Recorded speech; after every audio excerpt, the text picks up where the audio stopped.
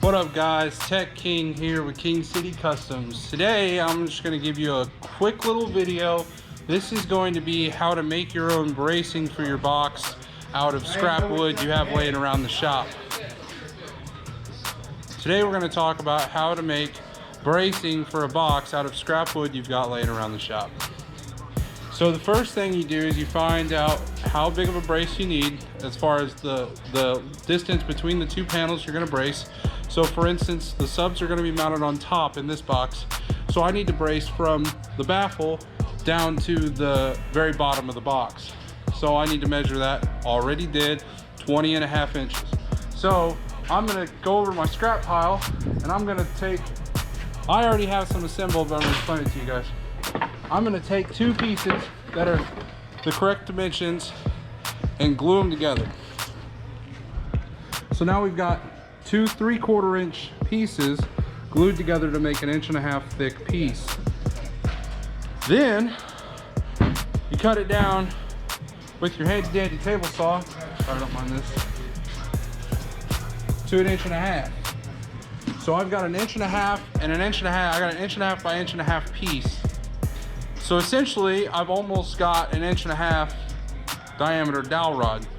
Now after you get that cut down to that size, you take your handy dandy router table with your handy dandy round over bit like this, and we're gonna round all four corners down till we have literally 1.5 inches, basically 1.5 inches dowel rod. So I'll round all four corners down and then I'm gonna sand it real good and then it'll be good to go, and I can go ahead and get it mounted in. You see the box over there in the background. All right, I'm gonna get some shots here real quick of me rounding over these braces so you can see what I'm talking about. All right guys, so real quick I'm gonna show you what I got. So I've got 1, 2, 3, 4, 5, 6, I've got 8 right here. I don't need all 8, but I'm just gonna go ahead and just to have them since I've already got everything set up.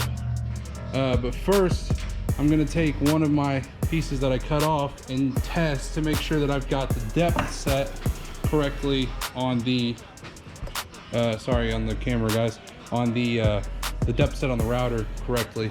And I know what you guys are gonna say. You're gonna say, oh well, you need to have a guard on that, or you know, you should. It's dumb. I'm dumb. Don't do this at home, children. Don't do this at home. That's all I can tell you.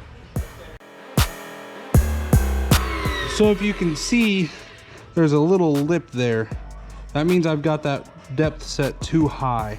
So I'm gonna drop that down just a touch, and then I'm gonna do another test hit on this side.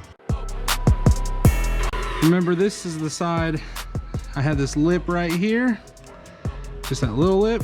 This side, there's no lip. It's a good, nice, even round, nice round over. So we're gonna roll with that. I'm gonna go ahead and start using the real pieces now.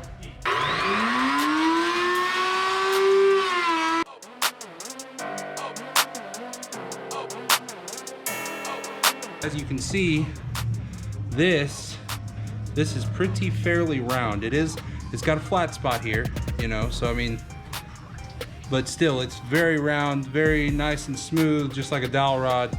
You could even, you know, sand this down really good and put like some kind of stain on it if you wanted to make it look really nice.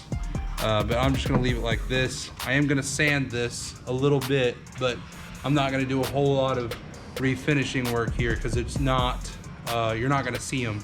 You just see the idea here is I've now taken something that was scrap and turned it into something usable, and I don't have to buy dowel rods. A dowel rod this size costs, for good wood, you know, you have poplar dowel rods and you have oak dowel rods, and the poplar dowel rods are a very soft wood, so you know, a screw will strip out very easily. I typically use an oak dowel, and I mean, this will be just as strong as an oak dowel rod, and instead of it being $7 for a 36-inch piece, I can make as many as I want out of just random miscellaneous scrap around the shop. So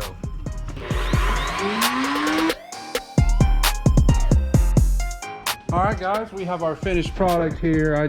I made 8 of them, but I only needed 7 for this box I'm building.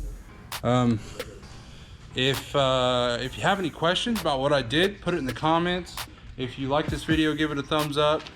And please subscribe to King City Customs on YouTube and follow us on Instagram and Facebook. Those links will be down in the description. So thanks for watching, guys.